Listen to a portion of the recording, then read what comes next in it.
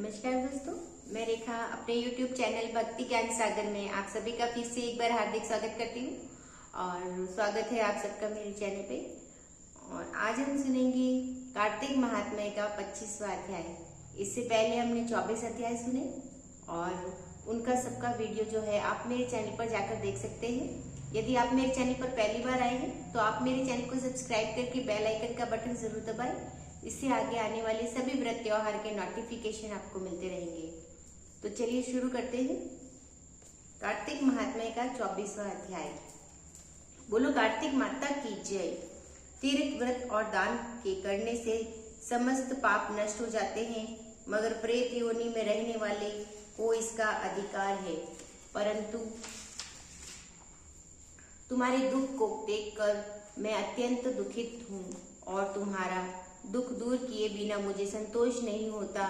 तुम्हारे पाप बड़े भारी हैं, क्योंकि ये तीनों योनियां बहुत बड़े पाप करने वालों को ही प्राप्त होती है और प्रेत योनि तो थोड़े से पुण्य से नष्ट भी नहीं हो सकती।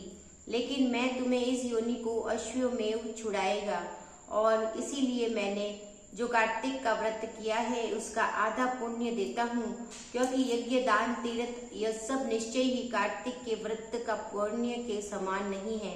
नारद जी ने कहा, हे राजन, इतना कहकर धर्मदत्त ने उसको ओम नमो भगवते वासुदेवाय यह द्वादक्षर मंत्र सुनाया और तुलसी जल से उसके ऊपर छिड़क कर बस फिर क्या था।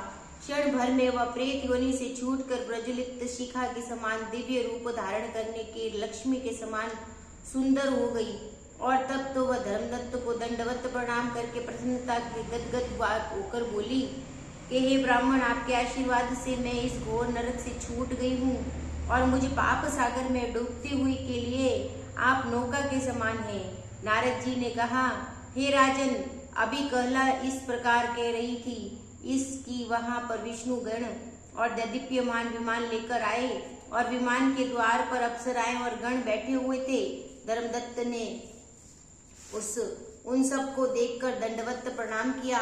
पुण्यशील और सुशील नामक भगवान विष्णु के गणों ने धर्मदत्त को अपने हाथों से ऊपर उठाकर और उसका अभिनंदन करके कहा, हे दुष्श्रेष्ठ, आप धन्य हैं जो कि सदा आप भगवान विष्णु के व्रत कथा और सेवा में लगे रहते हैं।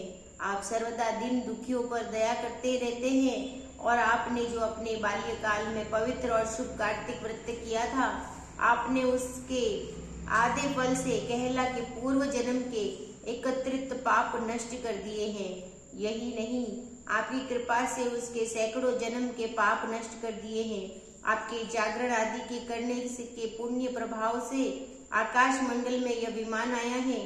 हे ब्राह्मण, अब हम इसे भांति भांति के भोगों से युक्त वैकुंठ में ले जा रहे हैं।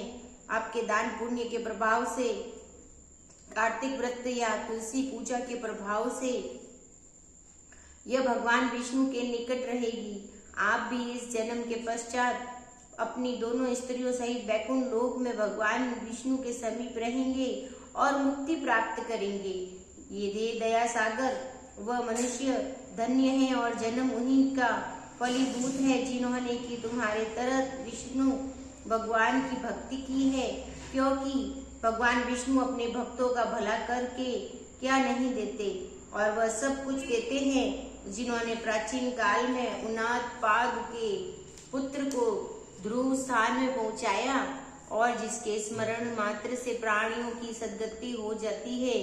प्राचीन काल में भगवान विष्णु केवल अपने नाम का स्मरण से ही नहीं, ग्रह द्वारा पकड़े हुए हाथी को हस्ती योनि में मुक्त कर जय नाम देकर अपना पार्षद बना लिया।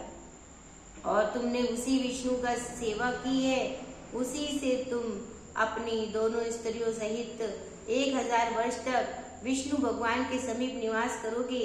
जब तुम्हारा पुण्य क्षीण हो जाएगा तब तुम पृथ्वी पर सूर्य वंश में अपनी दोनों स्त्रियों के साथ दशरथ के नाम से प्रसिद्ध राजा होंगे और तथा कहला तुम्हारे आधे पुण्य की भागीदार होने के नाते तुम्हारी तीसरी भार्या होगी और भगवान विष्णु तुम्हारे पुत्र को रूप में तुम्हारे निकट रहेंगे और देवताओं का कार्य करेंगे।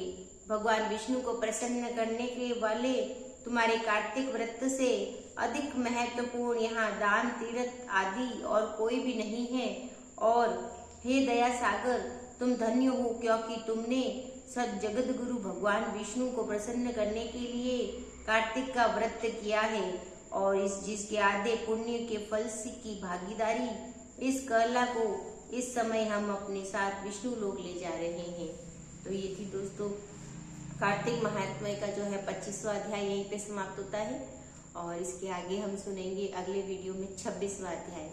तो चलिए इसी के साथ जो है आपका दिन शुभ और मंगलमय हो, इसी कामना के साथ जय श्री कृष्ण।